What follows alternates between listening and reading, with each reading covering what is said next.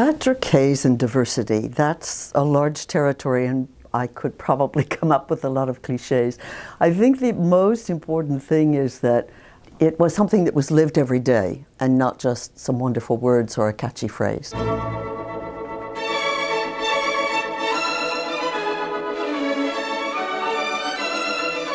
At the time, I know my father was known, and he was extremely active in the fight against segregated public places and so forth, and was recognized for that work. But it was a much, much broader notion for him.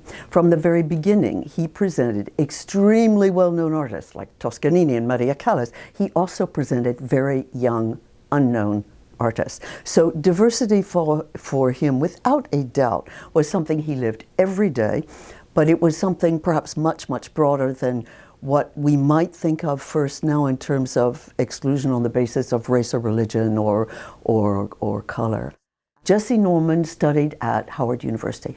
The first chairman of the Board of Trustees of Washington Performing Arts, then Society, was Todd Dunkett, the first Porgy of Porgy and Bess. And Jesse was studying with Todd Dunkett. So at one point, Todd said to my father, "I have a young student whom I think is remarkable. What can you do, or can we do something to help her?" And the very first thing that happened, I believe, according to the story, was that my father just instantly invited her to all the remarkable song recitals of Schwarzkopf, Fischer-Dieskau, all these great singers of that time, and took her backstage and introduced her and said, "This is an upcoming." And then he was very instrumental in helping her find management, her first manager in New York. That's a whole other story. And they were close forever. Again, inclusivity was something that he lived very much on an everyday basis. I think he would be so pleased that a brilliant woman is president CEO of the organization and a brilliant black gay man is chairman of the board.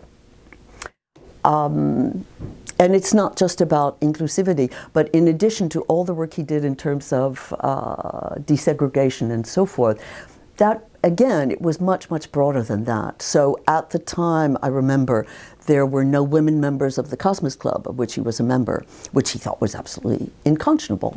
And he went on a campaign, and of course, some years afterward, women were elected into the Cosmos Club. So coming back more directly to Washington Performing Arts, I think he'd be extremely pleased about that. And simultaneously, I think he would be extremely happy to see to what extent the presence and participation in the community of Washington.